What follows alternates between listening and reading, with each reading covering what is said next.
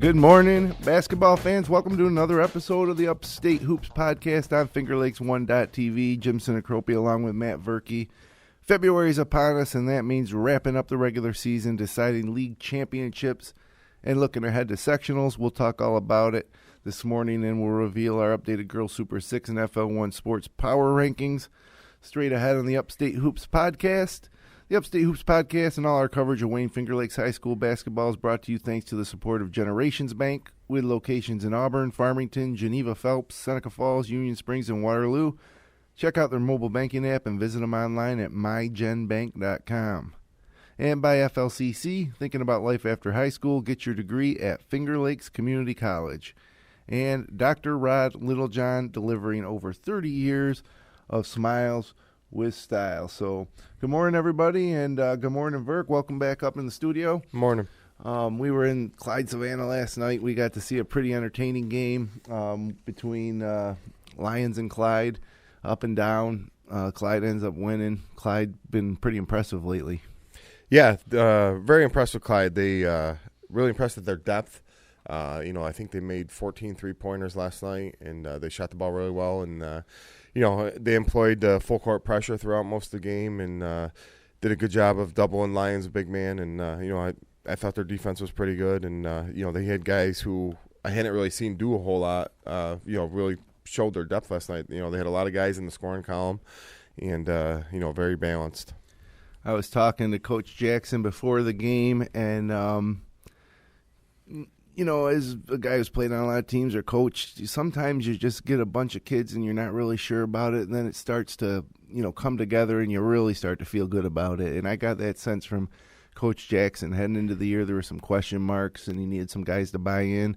And, he was going on and on about how great this kid's doing and that kid's doing, and he's really high on the team. So we'll talk a little bit about Clyde when we get down to Wayne County, but I want to thank Newark and Palmac, Newark, and Minders. Palmac came to Minders, and Minders escaped with a 3-point win. Jake Jones had 25 big points in that one. Brett Anderson, 10. Jake Mean, 8 points, 15 rebounds, and 7 assists. Not bad for a power forward. And Palmac was led by Brandon Hawkins with 19, Damian Wright with 12, and Holden Knorr with 11. On the same night, Newark pounds Waterloo 67-41.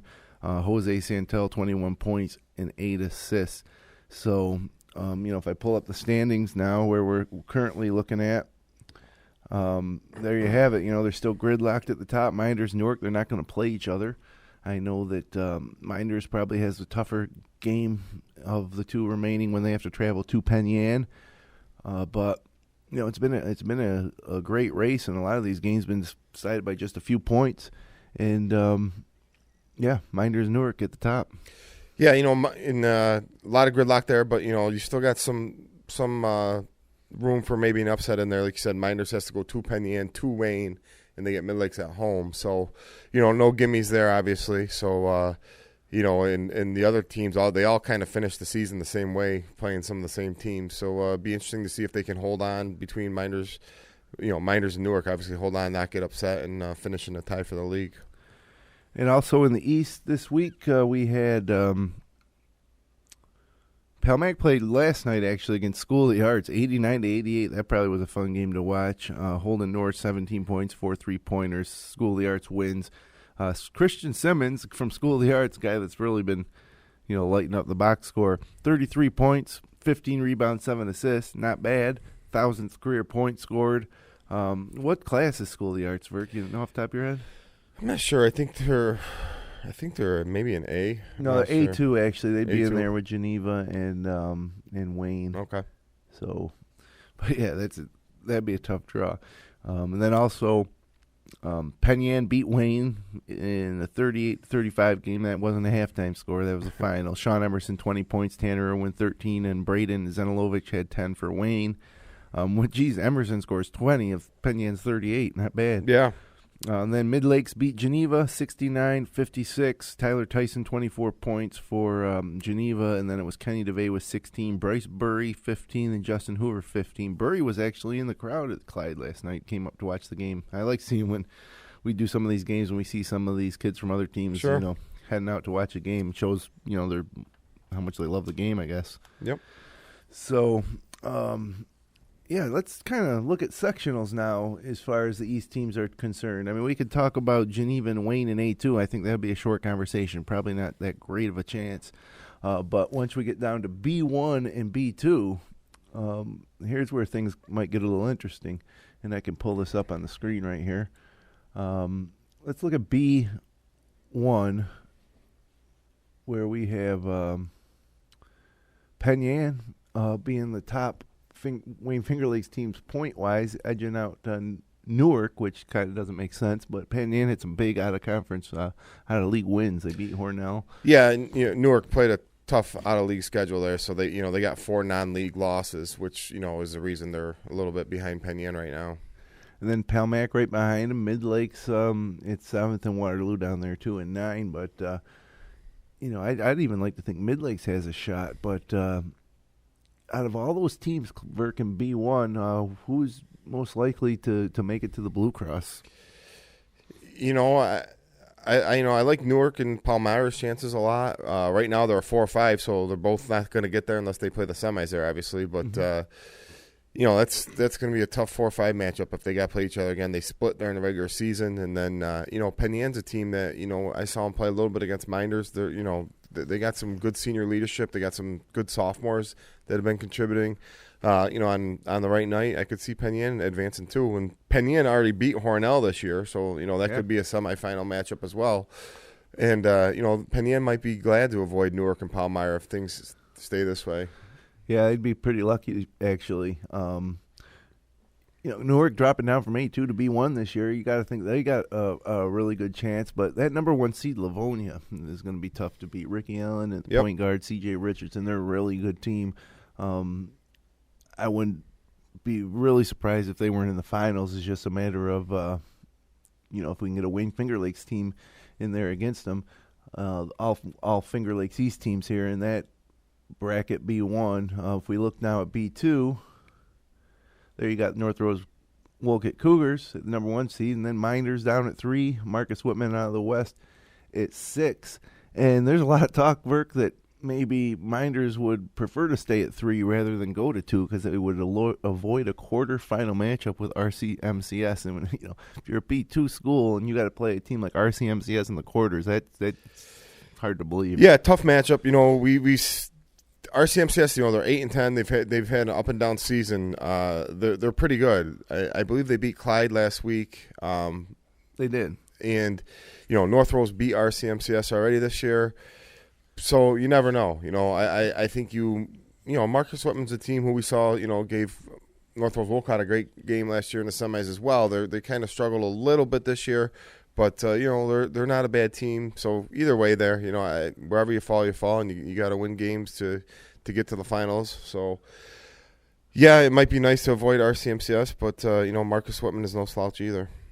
Yeah, that's a problem that I could see happening is everybody's so focused on not playing RCMS, and you go in there and Marcus Whitman with Brad Stone and Gavin McComiskey end up beating you anyway, and you wish it would have played RCMCS. So, B1, B2, so many Wayne Finger Lakes teams. We're really keeping our fingers crossed that we'll see some of them in the Blue Cross Arena.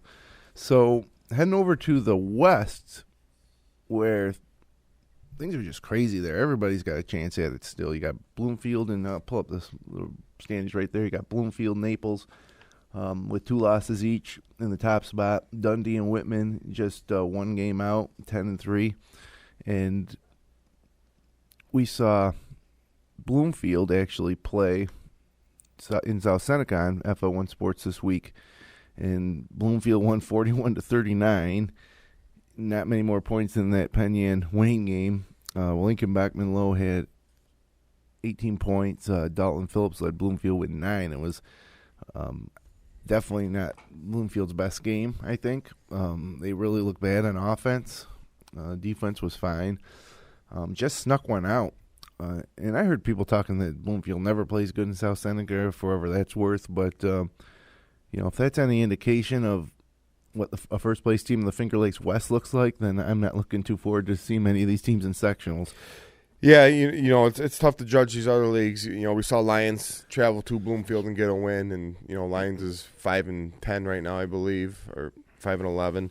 So it's it's always tough to judge different leagues and come sectional time. But Naples is a team that sticks out. Having made a pretty good run last year, they got a couple of those kids back, so they got some experience. But I think the West is a little bit down this year at the top, and it should be a good battle to the end though to see who wins that league. I was interested to see Dan Lent's South Seneca squad added new guard who moved up from Long Island. Mercado is his name, and just a sophomore, pretty strong, athletic kid. Saw some time. Actually had a shot just rim out that might have won him the game. And so when Backman Low graduates next year, they have Devin Rogers coming back. Marshall Warden had a really nice game, hit a couple of really clutch shots. He's a big kid that'll help Dan Lent. So I actually, towards the beginning of the year, losing Morella and Backman Low next year, I was a little concerned that South Seneca might, slip even further down. But I think they'll be all right. They got some guys coming back, which is good. Dundee beat HAC this week 74-39 to keep pace with Bloomfield and Naples. John Clancy had 14 points, Andrew Clark 13, and Ryan Sprague 13. Whitman beat Honeoye by 6. Good win there. Brad Stone 23 points. And then Naples beat Red Jacket 50-42. And after the game in South Seneca, we were fortunate enough to sit down with a couple of Bloomfield Bombers for the Dr. Rod Littlejohn post-game show, and we'll play you that interview right now. And welcome back inside the Jack Guinan Arena here in Ovid, where we had a dandy tonight. Final score, Bloomfield 41, South Seneca 39 here on the Dr. Rod Littlejohn Smiles with Style postgame. Joined with a couple of Bombers to my left, Hayden Ward, and one seat over, Jack Ferguson. Congratulations on the win, fellas. It got a little dicey. Thank you. Yeah. You guys are tied for first in the Finger Lakes West. Yep. With Naples. Dundee and Whitman just a game back. Couldn't afford to drop one here tonight. Did you expect South Seneca to put up such a good fight? I mean, yeah, I knew they were going to be tough because they try as hard as they can every time they're out here. But yeah, every time they're giving their best shot they can. Got to ask you real quick, what happened there at the end? Emotions running high. Our buddy went to go pick the kid up, actually, and he just freaked out and tried to jump at him from behind. It's just trying to help each other out. Well, that's a tough way for a great game to end. You guys, Coach Maston told me, Jack, that he moved you over to the point, freed up Hayden a little more off the ball. You guys have been scoring more, but not tonight. Just 41 points, get the win. It's tough to score tonight here. Yeah, I feel like there's we played some lineups that we never played before, and that was different too. Yeah, we didn't shoot the best that we have been in recent games. So coming up next for you guys, and I believe it'll be Monday night, you're playing early college, home or away? Home. Playing early college at home. That's become a pretty neat rivalry in Class C1. Yeah. 2 years ago, Bloomfield beats early college for the C1 sectional title. Last year, early college wins, and so you guys consider them kind of like a little bit of a rival, even though they're up in Rochester and charter school? I think they're the ones we're shooting to beat. Yeah. Because we're going to face them in sectionals, so it's pretty good that we're going to play them and get a chance at them before then. Yeah, and they're a good team. Should be a good game. And of course, Naples, the team you're tied with now. You play them one more time. The last game back on January 6th, I think it was in your place. That was at Naples. That was a fantastic ball game. One you guys kind of let slip through your fingers. What are you going to do different next time you face the Big Green? I don't think we need to do anything different. Just got to finish at the end of the game. Finish it up. Play good. Yeah, absolutely. What's it like playing for Coach Maston? Also the AD. What was he telling you guys at halftime tonight? We just gotta come out strong with energy. We were a little lackadaisical in the first quarter. First half we really didn't come out with any enthusiasm. It's tough in the quiet gym and everything. It was quiet. Got a little many fans down here. Yeah, a long bus ride. That's true. You guys got to make the long trip here to southern Seneca County. Got a little noisy at the end though. A little bit. Started things getting a little tight. So, you guys play any other sports besides basketball? No. Nope. You guys both just basketball? Yep. Yeah. Gotcha. Certainly like what you guys got going down there in Bloomfield. Love your gymnasium. It's got some brand new. bleachers Brand in new, the it's nice. along the baseline, so Yeah. it's a fun place to visit for sure. So, guys, got a favorite college basketball team? Syracuse. Well, they won tonight too. Oh yeah. Gets Notre Dame, so it's tough when we got to do a webcast and they're playing because we lose some viewers. But a lot of people from home, I think, were checking in tonight and watching you guys. And so congratulations on the win and good luck the rest of the way, fellas. So Hayden Ward, Jack Ferguson here on Finger Lakes 1. We're going to get Corzy back in here real quick and wrap this thing up.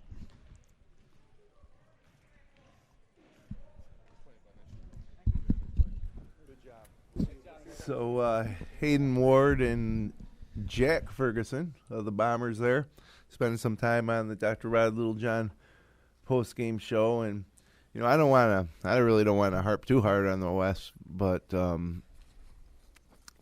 yeah, the basketball game, it was competitive, it was close, it was fun to watch, but I just can't see, like you said, Lions came into Bloomfield and beat them by 3. And Lions now in 7th place in Wayne County. So I think the West is a little better at the bottom this year, which makes the league overall a little stronger. But I think at the top, I don't know. Looking at sectional points in the West, I think your best chance might be Naples in D1. If I can get these up here for us. You know, Naples currently 5th in D1 sectional standings. You know, York's traditionally tough. And Naples was a C school last year, right? Yeah, they were in C2 last year, so they dropped down to D, which should give them a good shot. They were in the same classification as Lions last year. They were 19-0 before losing in the semifinals to RCMCS. Right. Who RCMCS seats Brian Miller would feel about that, or Coach Bill Thompson at Wayne. But so I do like Naples' chances to maybe make a run there. In you know, if you go up here to C2, you see Dundee at 4, which I suppose they got a decent shot in C2. Geneseo is always tough. North Star Christian private school pretty tough. In there with Red Jacket out of the West as well. Then Lions down there 11, South Seneca. And then if you come up here to C1, that's where you'll see Bloomfield, currently 5th. And like that's a tough bracket right there. You got ER, you know, having a great year, obviously 13-1, and then you know, Avon's always tough. Pembroke, Early College, Bloomfield, Clyde Savannah. You know, I think, you know, especially Clyde, Early College, ER. You know, those are all tough. I'm sure we like ER's chances. Bloomfield, Red Creek, maybe not so much. And certainly when you get down there to the Sodas and Williamsons, not expecting to see them in the Blue Cross. But, hey, anything can happen. Everybody's in nowadays. So let's kick it over to Wayne County, where earlier this week North Rose Wolcott defeated Greece Odyssey 55-38 behind 21 points, 5 rebounds from Luke Gersner, and 18 points and 12 rebounds from Garrett Hoyt. And then they come back with 6.6 rebounds, 5 assists, 4 steals. So North Rose Wolcott now 15-0. The Cougars continue that dream season. They still have to play ER. They got Clyde coming up Wednesday night, I believe. Or no, ER is playing Clyde Wednesday night. We'll get to the spotlight games of the week a little bit, and we'll see who they have coming up. Also, ER continues to keep pace. Only one back in North Rose with a win over Marion, 75-35. Red Creek a couple of games this week. They beat Hannibal 62-32. Anthony Marizo with 18.7 rebounds, and then Red Creek loses to Sodas yesterday in a 1 o'clock start on a Saturday. Sodas 56, Red Creek 50. Dan Johnson 24 points, 7 3-pointers. So he's really been emerging for Sodas Spartans. And then Red Creek led by Willie Meyer, 17 points, 16 rebounds. And then Gananda stepped out of the league and played Franklin, lost 70-43. And then the game that we called last night, Verk, the one that we were talking about off the top of the show, entertaining game, Clyde 79, Lions 66. Jared Faniel, 5 3-pointers for 20 points, also 7 assists. So great game for Gerard. Drew Carnavale, just a sophomore, 15 points and 6 assists. Excuse me, we're both bad and a little cold. Derek Chance, 13 points and 6 assists. And then for Lions, Devin Franklin had 23 points. Freshman Justice Smith had 16. Devin Franklin came out the gate hot, boy. Yeah, he had a real hot start. What do you have, 16 in the first half, I think, and really kept Lions in it, and he did a great job attacking the basket. And Clyde made some adjustments on him, I think, towards the second half, and he was really quiet till the last couple minutes of the fourth quarter. Probably a little more athletic maybe than we were remembering. Devin Franklin. Yeah, he's a really good jumper. He's got good body control, and he attacks the basket well, and he shoots the ball okay, made a 3-pointer. But he did a great job. He was just getting the ball and driving it in, and had a couple and ones. But he was a nice spark for Lions. Yeah, like I say, a real entertaining game up and down. Jordan Almel a little slow to get started. I think maybe Lions needed him to assert himself a little more earlier, as they will need going forward into sectionals. They'll need Almel. Justice Smith, it's tough to criticize the kid at all. He's a freshman. He's man in the point, stepping into the shoes of Damon Hunter, following Damon Hunter, and he continues to put up double figure scoring and, for the most part, pretty composed and under control out there. Yeah, he had a good game. He was solid all game. A couple turnovers here and there, but for the most part, he missed a couple shots he usually makes, I think. But they had, when Chance was guarding him, I think that's a tough match for him. Chance brings a lot of quickness, yeah. And Clyde obviously was focusing on him. They were running two guys at him at times, so he did a good job. He was, like you said, he was composed, and he didn't have his greatest game, but he had a solid game, no doubt. And as far as Clyde goes, these guys are lacking a true big man. I think that might be their one weakness, but they bring a lot of depth. Jared Faniel, great athlete, great player. Derek Chance, just a sophomore at point guard, super quick, making good decisions out there. And then Trey Canale's been playing great this year for Tim Jackson. Drew Carnevale, just a sophomore, maybe the best shooter in the Hall Wayne Finger Lakes, I'm going to say. Yeah, if we talked about it at the game yesterday, but he's a kid who, if you leave open, he normally makes it. We saw him hit a deep one at the end of the half, a 24-footer that was kind of a, kind of deflated Lions a little bit going into halftime. Yep. But he's a shooter, and we talked. He hasn't physically matured yet, and I think he's just going to get better and better as he gets a little bit more physical and add some weight. Then they got guys like Jarrett Murray, Nate Paddock. Even Ufoltz. Ufoltz had a good game coming off the bench. Threes too. Yeah, and even Ramos, I think, hit a big free throw. So they go pretty deep, and they really are all buying into what Coach Tim Jackson's selling them. And really excited about they're not going to win the Wayne County League. They probably need nothing short of a miracle for that to happen, but really like their chances heading forward into sectionals. And we got to sit down with Drew Carnevale, the sophomore, after the game on the Dr. Rod Littlejohn Smiles with Style post-game show. And so we'll play that interview for you right now. And welcome back inside the Clyde Savannah High School Gymnasium, where the Clyde Savannah Golden Eagles defeat the Lions by a score of 79-66. And welcome to the Dr. Rod Littlejohn Smiles with Style postgame. And sitting here with me is our one of our players of the game, Drew Carnevale. Jared Faniel also had a great game, but we had him on back in Seneca Falls when you guys beat Minders. So we got the sophomore, Drew Carnevale, not the best first half, but boy, you really turned it on the second half. They were leaving you open. How can they do that? I don't know. Because when you're open, you're generally knocking them down, right? Yeah. Got you with 15 points and 12 of those points in the second half. And it looked like they were making a run at you, Drew. You guys always had the answer. A lot of times it was you shooting the three. You made a nice free throw down the stretch there. What did Coach tell you about protecting that lead in the fourth? Just told us to move the ball, find the open spot in the defense. They're leaving a lot of gaps. Just, if you're open, shoot the ball. Yeah. So now this guy played in the same era as your dad. Was that when you played with his dad, Vert? Yes. Yeah, we were just talking about that before the game. His father was a year older than me, but we used to get together and play a lot of pickup and go to basketball camps together and stuff like that. So, your dad won a sectional title in basketball and football. And is that a goal for you guys this year, obviously, winning that sectional title and coming back to the Blue Cross Arena? Yeah, that's always been my goal. Win a sectional championship and always trying to get that state championship. Does your dad ever take you out into the lobby and show you some of those trophies? Yeah, all the time. Does that motivate you at all? Yeah. So Yeah, look, you guys are having a great season, and one of the things we were talking about during the broadcast is how many different ways that you guys can score, or different looks that you can throw at an opponent. These are your first year on varsity this year. Yeah. So you're 2-0 against Lions. That's got to be pretty good. Yeah, it's always fun playing Lions. Yeah. Beating them. Nice atmosphere tonight for sure. Yeah. And you delivered.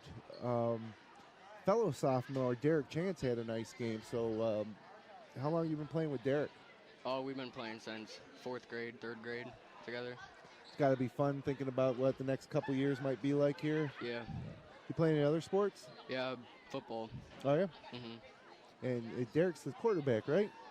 Derek? No, I'm the quarterback. Oh, you're the quarterback. Yeah. No kidding. What position does Derek play? Wide receiver and halfback. Okay, so you guys are hooking up multiple ways on the football field. Well, run down some final scoring here. It was Devin Franklin leading the Lions with 22, Justice Smith with 16, Jordan Armel with 12, Ben Rockefeller with 10, and Nick Kehoe with 6 for the Golden Eagles. It was Gerard Faniel with 20, Drew Carnivale with 15, Derek Chance with 13, Trey Canale with 8, Jarrett Murray with 6, Dylan Ufoltz with 6, Nate Paddock, Tyler Rattray with 4, and 2 points for Nick Ramos, 1 point for Derek Cobb, and that all adds up to a 79-66 victory. So you guys got a big win against Minders in Seneca Falls. You guys kind of gave one away against North Rose Wolcott at North Rose. What do you guys need to do? What did you do different in that Minders game that you didn't do in that North Rose Wolcott game that you'll have to do going forward in sectionals? We play it as a team. We always got to share the ball. Sometimes we get a little selfish and don't pass the ball and contribute to the team. When we play as a team, we can beat anybody. You like playing with these guys then? Yeah. Yeah, it really looks like, tonight, whoever's open got the ball. They really move it. And you play a lot of guys. I think that's one of your strengths also is how deep you are. As Coach Jackson stressed that, you guys try to press and wear teams out and get to the fourth quarter with fresher legs. Yeah. And young-looking kid for a guy who's that deadly, from behind the arc. He doesn't look like a sophomore to me. No, he looks young, and talking to his dad a little bit, he's just starting to mature, and I think he's going to start adding some weight, and I think he has a bright future, on the basketball court, and we talked a little bit. He's maybe got a possibility to play quarterback for the varsity next year, so we'll see how that all plays out. But good kid, and he comes from a long line of Carnivales and Clyde, so look forward to seeing him play the next 2 years. So, moving ahead quickly with our players of the week, who you got this week, Bert? Got Jake Jones for Minders. I know the Clyde or the Lions game was actually last week, but he had 27-28 against Lions on this past Saturday. Yep. And then he comes back and what was just a huge game for Minders. Obviously, they had to beat Palmac to stay in the running for the Finger Lakes East Championship, and Jake came through with 25 points. And I've got Garrett Hoyt, North Rose Wolcott. Senior, 18 points, 12 rebounds versus Greece Odyssey, 16 points versus Williamson. All these guys from North Rose, almost every week you could give it to either Gerstner, Hoyt, or Norris, or Pendleton. So this week it's Hoyt. Kind of a light week this week, too, game-wise, across the league. Yeah, not a lot of games Monday through Thursday due to midterms. Now, looking at, the points that Jake Jones has been putting up for Minders, Minders has been struggling to score. It seems like they beat Palmac by 3. Jake had 25. They beat Early College. Jake had 28. I'm worried about this Minders team, heading into sectionals, because I don't think that Jake's going to score 20-something points every single game in sectionals. So they could be. Jake Mean had a nice game against Palmac too. But scoring-wise, wouldn't you like to see a little more balance heading into the postseason? We've seen them where when they've had to score, they've been able to do that, like a Penn where they needed to come from behind. They put up 20 points in the fourth quarter. But they seem... Again, that was Jones, though. Yeah, they seem to go through stretches. They'll be fine. All of a sudden, they'll have a 5-6 minute stretch where they score 2 points.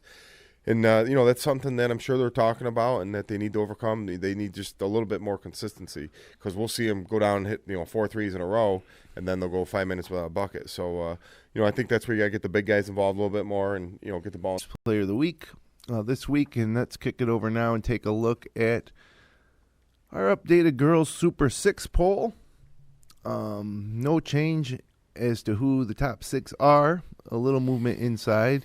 Also receiving votes, Marion, they won at Clyde Savannah by 12 this week, and Romulus received some votes. They lost at Moravia.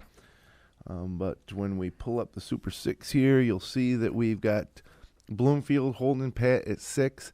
Gananda, and Bloomfield lost to South Seneca 51-39 this week.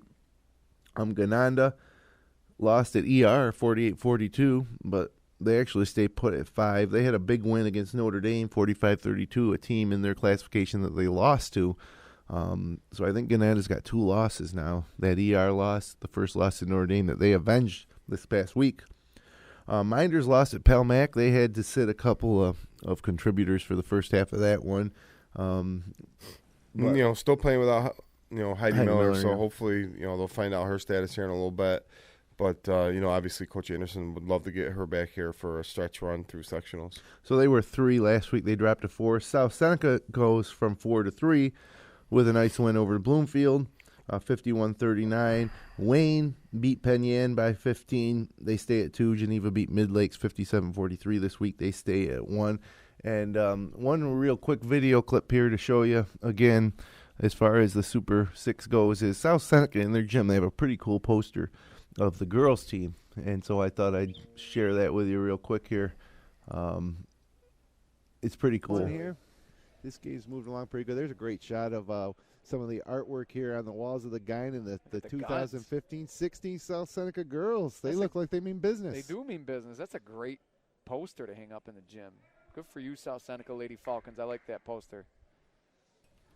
So, pretty cool, Vert. Game. I mean, it's a big poster, too. And they were really behind those Lady Falcons down there. Heather Mott's done a great job with them. And we spend most of our time talking about boys sectionals. South Seneca's got a great chance to make a run to sectionals and beyond this year. So we'll be keeping an eye on them. Moving ahead now to the boys. Top 10 power rankings. Again, nobody dropped out this week. Nobody new in. Also receiving votes, Naples, Mid-Lakes, and Red Creek. And Yan, 10-9-8-7. And then pull it right up here on the screen for us here. You got Palmac dropping to 6 from, where are we here? They were 4 last week. So that loss to Minders stays the same as last week. Minders, Newark, and North Rose Wolcott rounding it out. So any comments on this, Verk? You agree with this top 10? It gets really tough at the bottom. Yeah, like you said, it's tough, to see where like maybe a Mid-Lakes might fall in there if they, they might be better than a couple of those teams at the bottom. But or even a Wayne, and it's tough to judge all the schools, obviously. And but no, that's a fair ranking, and you see pretty. If Wayne was to take on Bloomfield, Whitman, or Dundee, if I had to put some money on it, I'd probably go with Wayne. All right. But when you look at their body of work, and I could be wrong about the West. I was always surprised that Whitman got up to as slow a start as they did, because I thought they were perhaps one of the better teams in the West, and they're starting to play like it now. Les Miller's Dundee squad's always strong, and between Naples, you could have thrown in that top 10 too. That's really the hard thing is Naples actually in first place with Bloomfield, but they're not even in the top 10, so you could really interchange any of those 4 teams right about now. And so for the final 2 weeks, we'll see how it plays out. So there's your power rankings for week 10. North Rose Wolcott, of course, still undefeated number 1. So want to jump from that to take a look at some of the upcoming games this week that we'll be keeping an eye on here. And Monday night, Bloomfield at Early College. Bloomfield won C1 2 years ago. They beat Early College at the Blue Cross. Last year, Early College won, beating ER. You got Mid Lakes at Newark and Minders at Wayne. See if one of the leaders can slip up. You know, I'm a little concerned about that Minders game. It's always tough to drive up there to Ontario, New York from Seneca Falls, and pretty key game for them there. And Mid Lakes also, if Newark isn't careful, they could pull the upset there. And then we'll be at Waterloo at the SPO Center for Palmac against Waterloo on FL1 Sports. Brendan Harrington and Tony Robinson with a call there. As far as Tuesday night's games go, Verk, you see Newark and Minders both winning? I think so. I think Minders going to Wayne. Wayne's a young team, but they got a lot of shooters, and if they shoot well, they could give Minders a game. But I like both Newark and Minders to win their games. Then Wednesday night, ER at Clyde. I wouldn't mind taking a drive up for that one. That's going to be a great game. That's going to be a lot of up and down action, and ER needing that win to keep pace with North Rose. They still got to play North Rose once, and they host them. So ER still thinking league title. They need to win this game against Clyde, and then Clyde just wants to keep things rolling. They've been playing better and better. Then Lions almost beat North Rose when they came to the Atwood Gym last month, but now they'll go to North Rose. A chance for an upset there.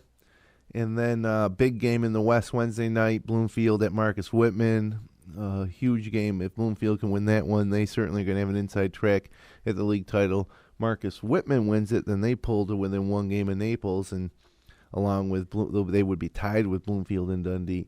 And then Friday night, a game that you can see on FL1 Sports. Actually, it's a girls-boys doubleheader, Waterloo at Minders. Always fun to do these girls and not keep pace with Newark. Same thing with Newark traveling to Geneva, who's been playing better.